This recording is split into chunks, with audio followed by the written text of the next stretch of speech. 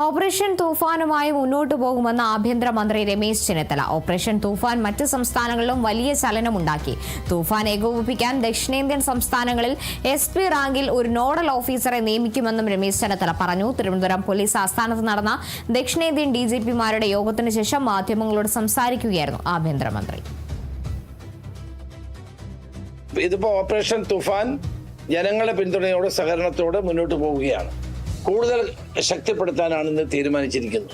അതിന് എല്ലാ തലങ്ങളിലുമുള്ള കൂടുതൽ NDPS കോടതികൾ ഇതൊക്കെ നേരത്തെ തന്നെ ഒരു തീരുമാനമെടുത്തിട്ടുണ്ട്.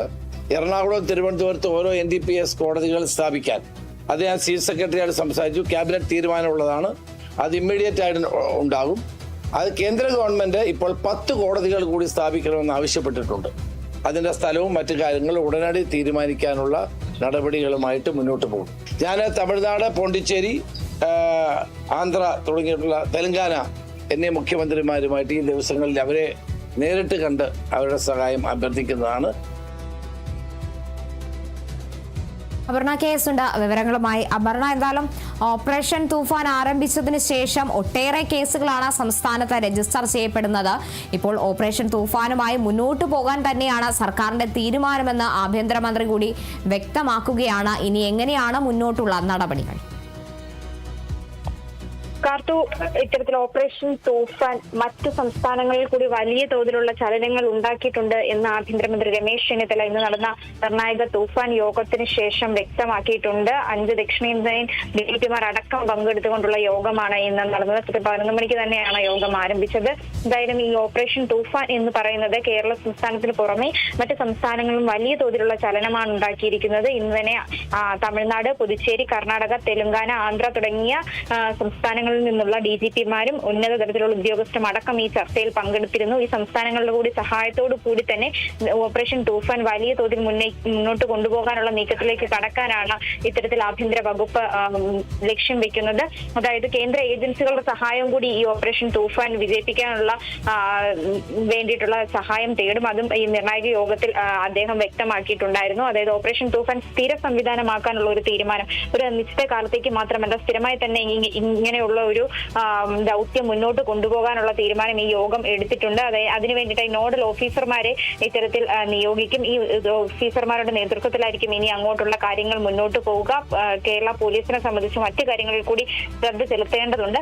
അതുകൊണ്ട് ഈ നോഡൽ ഓഫീസർമാരെ മുൻനിർത്തിക്കൊണ്ടായിരിക്കും ഇനി ഓപ്പറേഷൻ തൂഫാന്റെ മറ്റ് നടപടികൾ മുന്നോട്ട് പോവുക.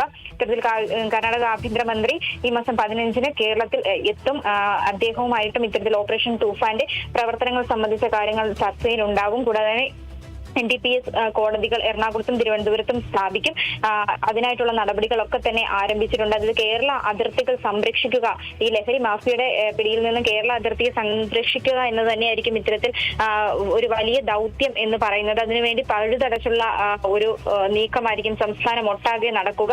അതുകൂടാതെ തന്നെ ഇപ്പോൾ ഇത്തരത്തിൽ ഓപ്പറേഷൻ തൂഫാനുമായി ബന്ധപ്പെട്ട്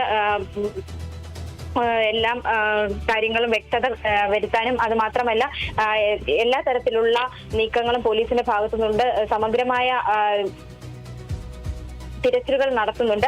അതുകൊണ്ട് തന്നെ ലഹരിയുടെ വ്യാപനം അല്ലെങ്കിൽ ലഹരി കേരളത്തിലേക്ക് എത്തുന്നതിൽ ഒരു കുറവ് സംഭവിച്ചിട്ടുണ്ട്.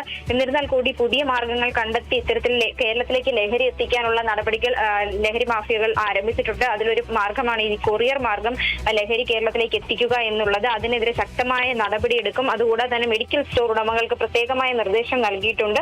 ഡോക്ടർമാരുടെ കുറിപ്പടികൾ ഇല്ലാതെ ഇത്തരത്തിൽ മരുന്ന് നൽകരുത് എന്ന് പ്രത്യേകമായിട്ട് അറിയിച്ചിട്ടുണ്ട്. അതായത് ക്യാൻസറിനുള്ള മരുന്നുകൾ പോലും ഇത്തരത്തിൽ ഈ ലഹരിക്കായി ഉപയോഗിക്കുന്നു എന്നുള്ള പരാതികൾ ഉണ്ടായിട്ടുണ്ട്.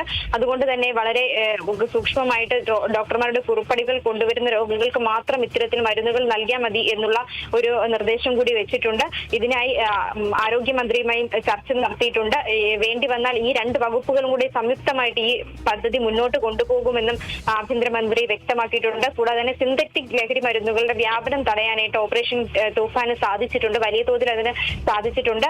പോലീസ് പോലീസ് അതിന് വേണ്ട നടപടികൾ കൃത്യമായി നടത്തിയിട്ടുണ്ട്. എല്ലാ അതിർത്തികളും കൃത്യമായ നിരീക്ഷണങ്ങൾ നടക്കുന്നുണ്ട്.